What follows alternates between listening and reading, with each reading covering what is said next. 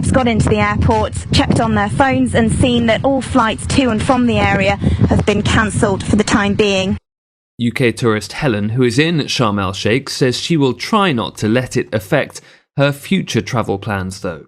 You could be anywhere and these sort of things happen, unfortunately, in the world that we live in these days, so it's not going to change anything. You just have to keep your wits around you, and at least we know that the government and everyone are taking these measures and they're looking out for us.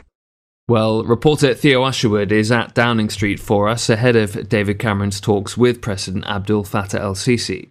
The chance to seek assurances that he needs on Egypt's security situation. He'll undoubtedly be asking what extra measures is President Sisi going to put in place to safeguard British tourists. The Egyptian Foreign Minister Shama Shukri has already spoken out against Mr Cameron's decision to ground that flight, ground all flights, describing that decision as premature and unwarranted.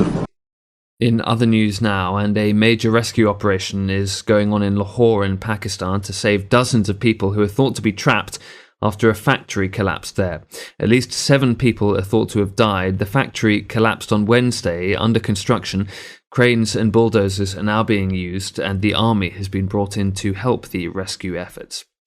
The opposition leader in Myanmar, Aung San Suu Kyi, says she would be above the president if her National League for Democracy party wins the election there on Sunday. The NLD is expected to perform well in the vote, but Aung San Suu Kyi is banned from taking the role of president by the country's constitution. The elections will be Myanmar's first openly contested vote in 25 years. For more from FSN, you can like us on Facebook. You'll find video reporting and behind-the-scenes pictures, facebook.com/featurestorynews. From bureaus worldwide, this is FSN.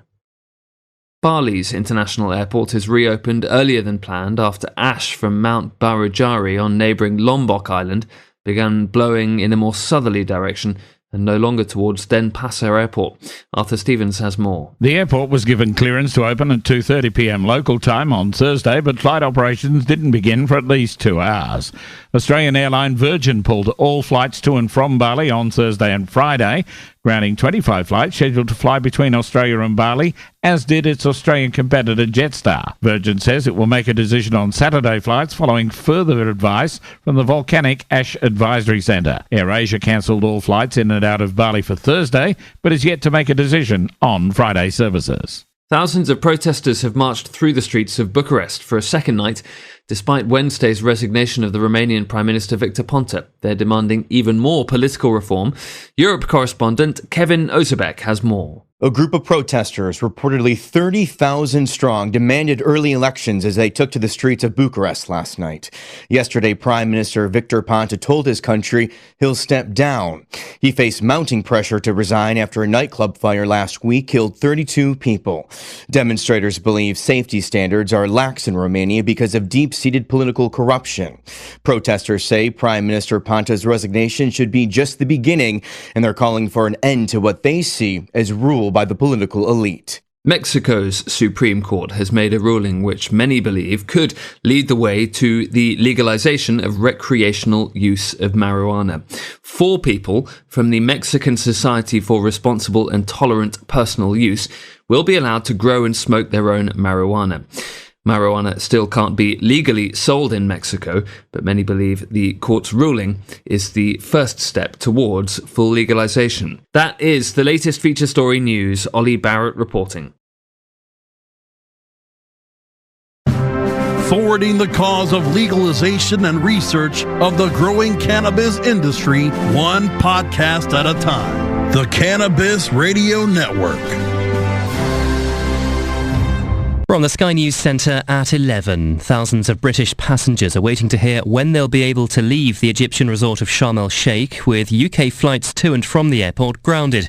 It's because of fears Saturday's plane crash in the Sinai Desert, which killed 224 people, could have been caused by a bomb. British security officers have been sent to the airport to increase security.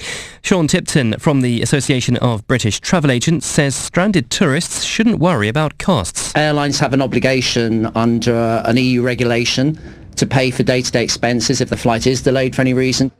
The EU says 3 million more migrants could arrive by the end of next year. It says its forecast is based on current rates, which are unlikely to slow before 2017. Sales of new Volkswagen cars in the UK fell almost 10% in the last month. The company is struggling after the diesel emissions scandal. An idea to fine motorway drivers for speeding at 71 miles an hour to raise money is being criticised by safety groups. Bedfordshire Police has suggested a £100 fine to help offset cutbacks. England cricket captain Alistair Cook says his side's batting collapse on the last day of the final test against Pakistan ended their chances of victory. They were beaten by 127 runs in Sharjah, which contributed to a 2-0 series defeat. England lost 4 wickets for 11 runs in the opening half hour of the day's play. Cook and Adil Rashid steadied things for a bit, but the skipper says the damage was done. There were runs to be had out there. You needed a bit of luck to survive, and how quickly the pressure kind of turned a little bit. We've got a 40-odd run partnership. That'd have been great if we'd have set the game up, but when you lose 4 wickets in the first 20-odd minutes, in the middle or get blown away, you're not winning the game. And screenwriter Melissa Matheson, best known for the 1982 film E.T. the Extraterrestrial, has died at the age of 65 from cancer. Her last credited work is a big screen adaptation of Roald Dahl's novel The BFG, due out next year. That's the latest. I'm Simon English. Your connection to quality cannabis insurance services is spelled K-A-E-R-C-H-E-R. That's Karcher Insurance. We have worked with ventures like cannabis for over 60 years. We're proud to represent over 50 companies with tailor-made cannabis plans for owners just like you to insure your product, your plants, and your pursuits. K-A-E-R-C-H-E-R spells out their full-service insurance services, ranging from commercial to bonds to personal, from life to health, and more. Contact the team at KarcherInsurance.com and let our experience work for you. That's K-A-E-R-C-H-E-R Insurance.com. Contact Karen and the team at Karcher Insurance at 1-844-421-3560. That's 844-421-3560. MJWellness.com, the largest medical marijuana community in the world. Connect with thousands of patients, doctors, industry leaders, and businesses through shared personal experiences along our worldwide network. Discover new therapies and benefits with content tailored to you. Come grow your network on MJWellness.com. You're not alone. Your wellness matters. Learn, live, and thrive. Check out MJWellness.com today. Being green is good. Growing green is good. Making green is great. CannabisRadio.com. This is the USA Radio Business Report. I'm Russ Jones. Federal regulators are hitting Japanese airbag maker Takata with the largest fine in the history of the National Highway Traffic Safety Administration. NHTSA Administrator Mark Rosekind announced the penalty. Takata agrees to pay the largest civil penalty in NHTSA's history, $200 million. It must pay $70 million in cash and remaining amounts if it violates the terms of NHTSA orders. Takata will have to phase out and recall all the defective airbag inflators that have been known to rupture. Officials are also accelerating recalls of the defective airbags. It orders the 12 manufacturers that have issued Takata recalls to complete those recalls on an accelerated schedule and to prioritize vehicles based on risk. More than 19 million vehicles in the U.S. have already been recalled over the issue. This is the USA Radio Business Report. I'm Russ Jones. USA Radio News, I'm Anthony Lucero. U.S. intelligence officials believe a bomb may have brought down the Russian plane over Egypt last weekend. An official tells CNN that a bomb planted in a piece of luggage or somewhere else on the plane likely brought the jet down, although no solid conclusion has yet been reached. The source says ISIS or an ISIS-linked affiliate is likely responsible. Authorities in Illinois are calling the shooting death of a police officer a carefully staged suicide. The Lake County Major Crimes Task Force says an overwhelming amount of evidence shows Lieutenant Charles Joseph Glenowitz took his own life after committing extensive criminal acts.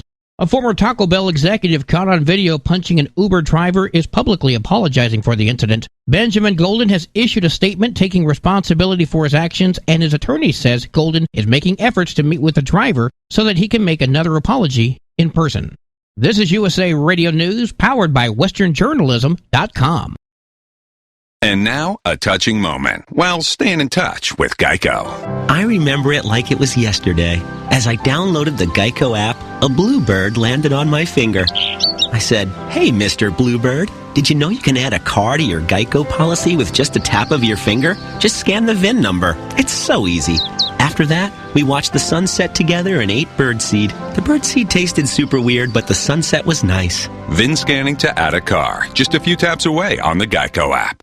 Welcome to Staples. Hi, Staples guy. I really need to ship something. Staples has UPS in-store and all the packing and shipping supplies you need. Great, but today's Sunday. At Staples, you can ship 7 days a week. Even Sunday? Yep. Saturday? Mm-hmm. Flag Day? Yeah. International Fanny Pack Day? Seriously. March 12th. Look it up. Right now, get up to 5% cash back in Staples Rewards. Pack more, save more. Staples. Make more happen. 5% back in rewards excludes postage, gift, or prepaid phone cards and purchase made at third-party sites. Rewards not paid on taxes, delivery charges, and coupons. See staples.com for details.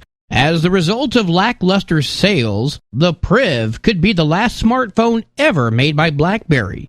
Larry Olson tells us the story. The new phone features some of BlackBerry's highly respected security and productivity features with the ability to download Android apps, something that's been lacking in the last few iterations. The phone business accounts for 40% of BlackBerry's revenue. I'm Larry Olson. Oscar-nominated screenwriter Melissa Mathison has passed away after suffering a long illness. Mathison was nominated for the Best Original Screenplay for Steven Spielberg's E.T. the Extraterrestrial. She was married to actor Harrison Ford from 1983 until 2004. The couple had 2 children together. Mathison passed away Wednesday in Los Angeles at the age of 65.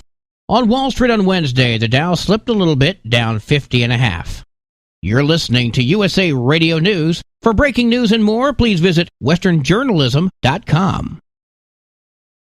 Individuals and businesses with tax problems, listen carefully. If you owe over $10,000 in back taxes or have unfiled tax returns, U.S. Tax Shield can help you take back control. The IRS can seize your bank accounts, garnish your paycheck, close your business, and file criminal charges. Our team of tax attorneys can stop collections and get you protected. U.S. Tax Shield offers a price protection guaranteed quote to get you protected today. U.S. Tax Shield is A+ rated with the BBB, so call 800-479-2697. U.S. Tax Shield, 800-479-2697.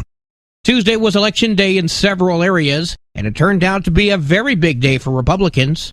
The GOP brought home wins in several states, while a number of liberal policy measures were ultimately defeated. USA's Russ Jones explains. Republicans had plenty to celebrate with victories in Virginia, New York, Maine, Mississippi, and Kentucky. A conservative who identifies with the Tea Party, Lieutenant Governor-elect Janine Hampton became the first African-American elected statewide in Kentucky history, joining Governor-elect Matt Bevin in a historic election. Stacey Washington, a talk show host and conservative black activist, says Hampton grew up in a single-family home, went to college, and became a captain in the military. Amazing to see that kind of a switch where they literally said, all of these stereotypes about the Tea Party are set aside. I believe in the message of this woman. I believe in the message of her running mate. We're going to put a Republican and a black woman who's a Republican into the highest office, the governorship and lieutenant governorship in the state of Kentucky. And voters in Houston? Well, they overwhelmingly said there's a problem with transgender men using a women's restroom. I'm Russ Jones. Mercedes-Benz is recalling over 126,000 vehicles over problems with airbags. A faulty unit in the airbag system could cause airbags to inflate unexpectedly or not deploy at all. The recall affects 2008 and 2009 C-Class models, as well as the 2010 GLK Class models. For USA Radio News, I'm Anthony Lucero. MJWellness.com, the largest medical marijuana community in the world.